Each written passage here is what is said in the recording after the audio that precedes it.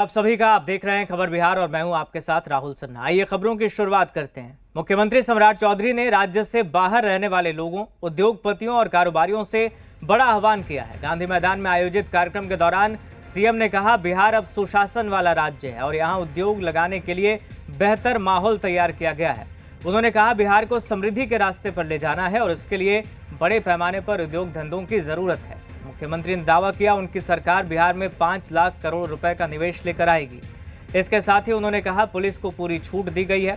बिहार में कानून हाथ में लेने की इजाजत किसी को नहीं होगी। सीएम ने भरोसा जताया कि बाहर रह रहे बिहारी अब धीरे धीरे वापस लौट रहे हैं और राज्य के विकास में भागीदारी निभाएंगे।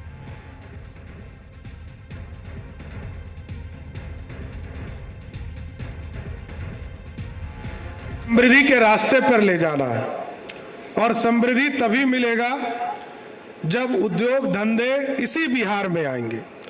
और मैं जरूर इस कार्यक्रम के माध्यम से बिहार के लोग जो बाहर में हैं उनसे जरूर आग्रह करूंगा कि ये बिहार आपका है।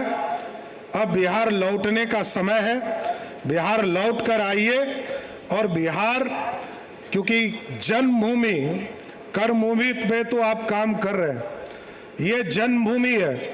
इस जन्मभूमि को समृद्ध बनाना है और ये तभी बन पाएगा जब बिहार के लोग बिहार में वापस लौट कर आकर यहाँ उद्योग धंधे को स्थापित करना शुरू कर। और आज मैं देख रहा हूं, पिछले 1 महीना 3 दिन हो रहा है मुझे मुख्यमंत्री बने हुए, जिस तरह का रिस्पांस मिला है।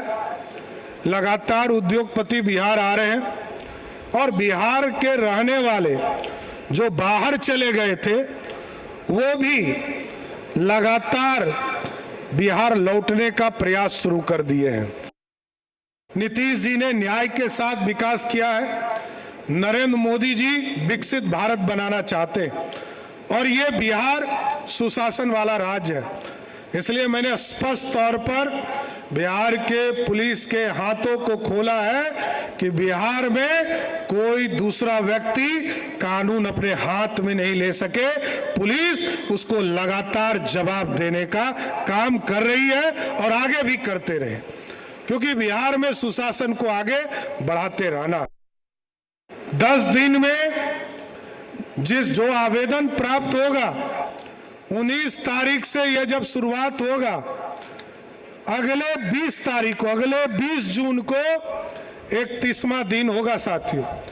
इसके पहले सभी ऑफिसर्स को 10 दिन के अंदर पहला नोटिस दिया जाएगा कि आप इसको निष्पादन करने का काम कीजिए।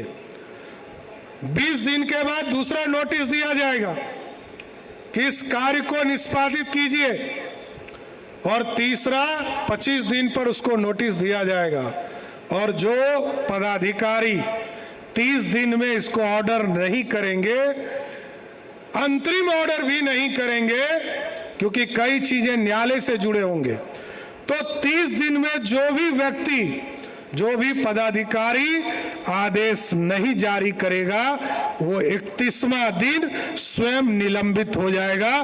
किसी की जरूरत नहीं पड़ेगी, स्वयं मुख्यमंत्री कार्यालय उसको निलंबित करने का काम करेगा। जी मीडिया संवाददाता रुपेंद्र श्रीवास्तव जुड़ गए हमारे साथ फोन लाइन पर। रुपेंद्र, जो बातें सीएम सम्राट चौधरी ने कही है उसका क्या मायने है? क्योंकि एक तो उन्होंने जनता को संदेश दिया जो बाहर रह रहे बिहार के लोग की वापस लौटिए, दूसरा उन्होंने अधिकारियों को भी मैसेज दे दिया कि अगर आप समय रहते कार्रवाई नहीं करेंगे, लोगों की समस्या पर ध्यान नहीं देंगे तो निलंबन तक की प्रक्रिया अपनाई जाएगी।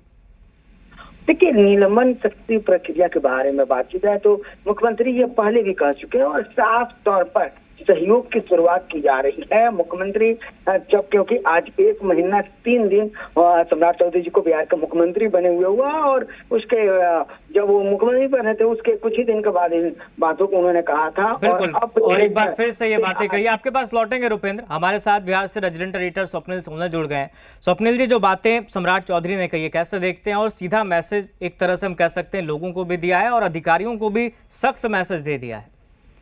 देखिए राहुल, है क्या, रूल ऑफ लॉ इम्प्लीमेंट होगा हर हाल में। ये पहला जो फलसफा है वो यही है। अगर दूसरे फलसफे की बात करूं तो 3 C इस गवर्नेंस की आत्मा है। कि क्राइम पर कोई समझौता नहीं होगा, कम्युनिज्म पर कोई समझौता नहीं होगा, करप्शन पर कोई समझौता नहीं होगा। 3C+1 सुशासन का एजेंडा, ये 4 जो फैक्टर्स हैं यही सरकार को गवर्न कर रहे हैं, बिहार सरकार को। और सम्राट को पता है, मैं हर बार ये कहता हूं, सम्राट को ये पता है कि सुशासन इंप्लीमेंट कैसे होगा। केवल आदेश पारित कर देने से क्या कार्रवाई हो जाएगी, या आदेश को इंप्लीमेंट कौन करेगा। देखिए राहुल, अगर आप कोई सवाल मुझसे पूछते हैं, उदाहरण के लिए बहुत स्पष्ट शब्दों, क्योंकि हमारे दर्शक ऐसा नहीं है कि अर्बन है, रूरल दर्शक भी हैं, तो बहुत सीधे सीधे शब्दों में बताता हूँ, सपाट शब्दों में। अगर कोई सवाल आप मुझसे पूछते हैं तो ये मेरा एक कर्तव्य है, मेरा एक काम है कि मैं उसको रिस्पॉन्ड करूं, उसको बताऊं। तो उसमें अगर हम आपके पूछे सवालों का सम्मान करके आपके अपने काम को समझते हुए उसको रिस्पॉन्ड करते हैं, तो वही अधिकारियों में भी लागू होता है। अगर मुख्यमंत्री या मंत्री तो कैबिनेट के कलीग है, अगर मुख्यमंत्री कप्तान है तो मुख्यमंत्री को आदेश देते हैं, तो अधिकारी अगर लिंगर करता है, अधिकारी लाल फीताशाही जिसको कहते हैं ना, अपनी लाल फीताशाही वाला एजेंडा को दिखाता है, फाइल को लंबित कर देता है। कई अधिकारी का ये काम है बिहार के अंदर, मैं खुल के कह रहा हूँ। सम्राट बहुत नेचुरली चीजों को समझ रहे हैं, और सम्राट और हमारे दर्शक इस बात को सुन रहे हैं तो इस बात को एडमायर करेंगे, समझेंगे कि बिहार में 20% कम से कम अधिकारी ऐसे हैं, 80% बेहतर हैं, 20% अधिकारी ऐसे जरूर हैं जो फाइलों को लटकाने में एक्सपर्टाइज हासिल कर रखा है, जिनके पास ये एक तरह से विशेषज्ञता है कि किसी काम में अरंगा लगा के काम को देर कैसे किया जाए। तो सबसे बड़ा अगर अरंगा लगाने का 20% अधिकारियों के पास क्वालिटी है, तो सम्राट के पास 100% इस बात की एक्सपर्टाइज है कि ऐसे अधिकारियों से निपटा कैसे जाए। तो सम्राट ने सीधा निर्देश दिया है, काम करें अन्यथा कार्रवाई के लिए तैयार रहें, विकास योजनाओं को लागू करें अन्यथा दंडात्मक कार्रवाई को झेलने के लिए तैयार रहें। दूसरी बड़ी बात, सम्राट ने यह भी कहा कि पलायन वालों को रुकना पड़ेगा। देखिए, मैं 2 दिन पहले भी कह रहा था कि बिहार का कोई जिला उठा लीजिए, आप बेतिया उठा लीजिए, अररिया उठा लीजिए, किशनगंज उठा लीजिए, भागलपुर उठा लीजिए, बांका उठा लीजिए, कोई सा इलाका उठा लीजिए, वहां से जब ट्रेनें खुलती हैं और वो ट्रेनें बॉम्बे, कलकत्ता और चेन्नई और दिल्ली जैसे स्टेशन पर लगती है, तो लोग कहते हैं ये पलायन एक्सप्रेस आ रही है। उस ट्रेन की जो स्थिति जनरल बोगी की होती है और रिजर्वेशन बोगी की होती है, वो ये बताता है कि लोग दिल्ली जा रहे हैं। क्यों जा रहे हैं दिल्ली राहुल? इसलिए जाते हैं कि वो दिल्ली, बॉम्बे, कलकत्ता, महानगरों में क्यों जाते हैं? इसलिए जाते हैं कि वहां उनको लगता है मेरा रोजगार मिलेगा। लेकिन जिस तरह पे सम्राट ने बिहार के अंदर 2 बड़ी कंपनियां सीमेंट के लेके आ गए हैं, कोको कोला दिलीप जायसवाल के टाइम में खुली है, जेके सीमेंट, जेके टायर, तमाम कंपनियां बिहार के अंदर आ गई हैं।